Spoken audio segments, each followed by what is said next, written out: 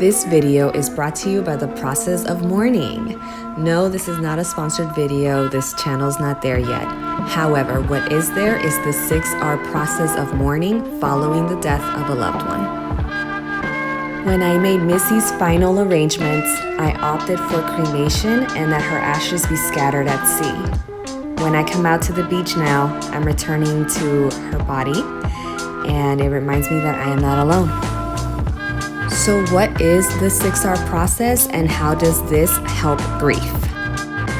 Referencing my USC textbook here, the 6R process is a grief process created by award-winning clinical psychologist Therese Rando. She specializes in treating and studying loss in Rhode Island, so feel free to apply the 6 Rs to sudden loss, including but not limited to the virus we'd all rather forget and any other unfortunate and unexpected circumstances, turn of events that led you to this video.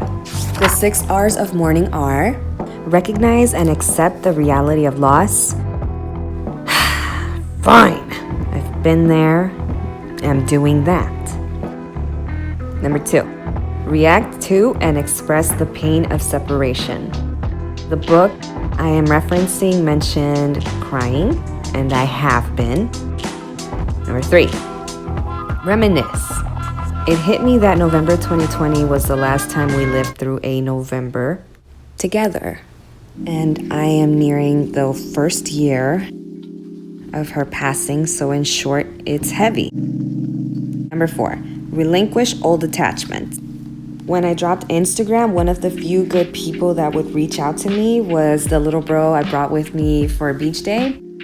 Thank you, little bro, for allowing me to reintegrate when I was finally ready. Number 5, readjust to life without your loved one. Form a new identity. Before, I used to be a stubborn ball of rage. Now, I am what Missy left behind to do important work. So here I go. Number 6, reinvest in new personal relationships and acts of meaning. Discovered a lot after Missy passed on. Like, I'm not just the jackass I thought I was. I take the toughest conversations life has to offer and make them bearable, hence the existence of this channel. If nothing else, I hope that it conveys Missy's effect on me was and is profound. She is the meaning of good. Dog, spelled backwards, is God. And she had to have been one because she changed me. And only a holy experience could do that. So personally, for me, I know that it would have been harder if I had not done the grief work. But if we lived in an alternate reality where I couldn't accept Missy's passing, by Freud's definition, I'd lapse into denial. Think back to the 5 stages of grief video I left on this channel. And denial, by the way, can take many forms.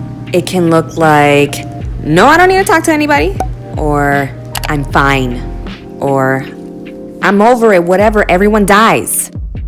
Leaving a link below for more on Freud's concept of defense mechanisms in grief, because this video is about the 6 Rs.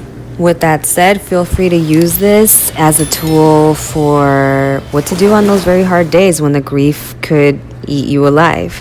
Remember that the 6 Rs begin with R for a griever's convenience. So aside from that, I would say remember to allow it all.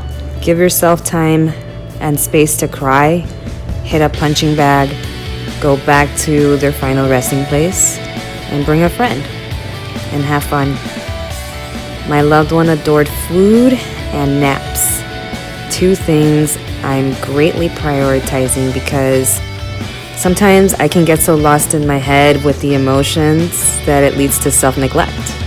And how good can I be carrying Missy's legacy if I'm too unhealthy to function? Much love to the amazing Therese Rando for being so insightful. I'll wrap by quoting some Tool lyrics from a song I have on repeat at this time, which is Parabola, stating, "This body holding me, my reminder here that I am not alone. Feeling eternal, all this pain is an illusion."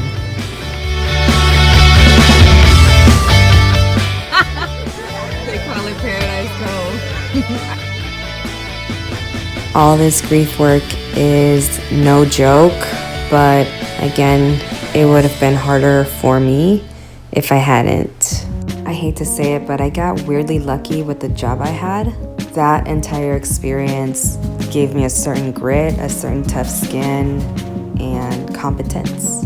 And just as a side note, I've noticed that I've gotten a few comments in my last videos that I've uploaded, and I don't know what happened to them, but I tried to respond and they literally just disappeared. So if anybody felt neglected or overlooked because I didn't answer, I have no idea what happened to your comment to me, but thank you for letting me know that this stuff is being well received.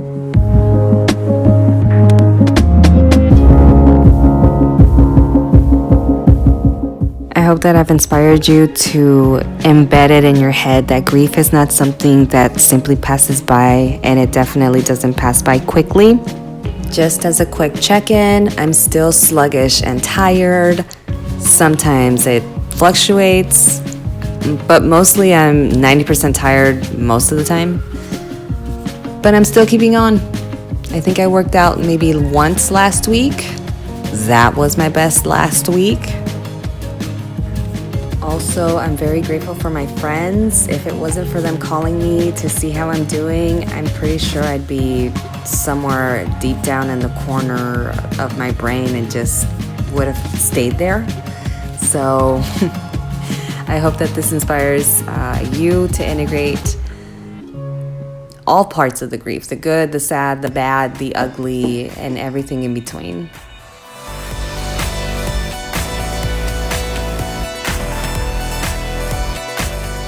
Feel free to drop any comments or questions below. Happy to respond and happy to help in any way I can. So this is me rocking out because I ain't got nothing better to do in the grief process. And just as a moment of full disclosure, I have an affinity for astronomy. I'm a huge stargazer. I have been since I was about 21. Anyway, I used to adore looking up at the night sky and finding the constellation of Orion. I only look to that constellation now as a signpost to direct me to the constellation of Canis Major, the hunting dog. The brightest star in the night sky is named Sirius, and it happens to be in constellation Canis Major. My character is Sirius. And maybe all this is a stretch, but nonetheless, I can even point to the night sky and find my girl. It's not something I can do every day. I can only do it under a winter sky. So I had to wait all the way until the winter sky kicked in so that I could finally see her star.